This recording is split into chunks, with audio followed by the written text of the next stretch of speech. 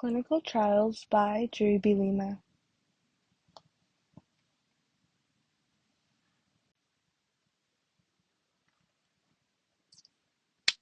Topic introduction and definition. Clinical trials are intervention studies that focuses on the individual. The individuals may have the disease in interest. Features of clinical trials can include that it's randomized, so participants are assigned to random groups.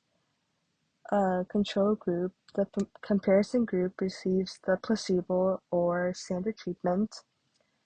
Clinical trials are blinding, so the participants or the researchers may not know who got which treatment, so that means there's reduced biases. And perspective, clinical trials follow participants over time and measures the outcome. Topic background. Pros and cons of clinical trials. So pros of clinical trials are it has control on the exposure, it sets time for outcomes, and it has less biases.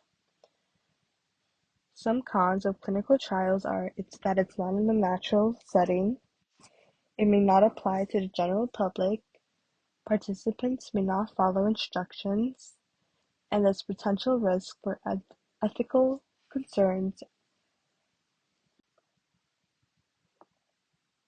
How do we use your topic in epidemiology?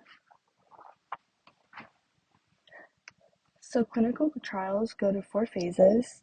First is the preclinical, which the drug is approved to be tested on humans. Phase 1 has 200 to 80 participants, and in phase 1 it's tested on healthy volunteers. It's tested for safety, side effects, and optimal dose.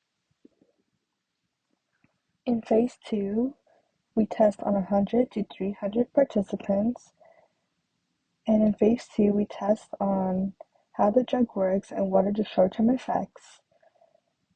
In phase 3, we test on 1,000 to 3,000 participants, and in phase 3, we compare the treatments from like placebos or other older treatments.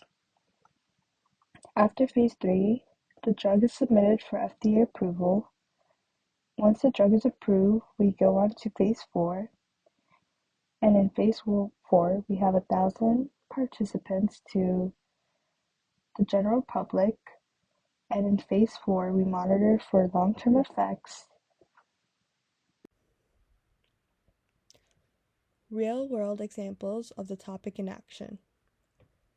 So a real-world example of this is the COVID-19 vaccines. In phase 1, they had 45 participants aged 18 to 55. And in phase 1, they monitored for side effects, immune response, and immune response.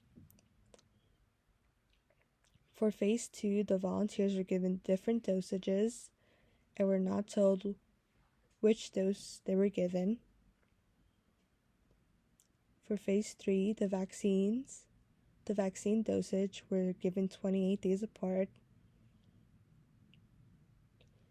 And for phase 4, they monitored for long-term side effects after FDA approval.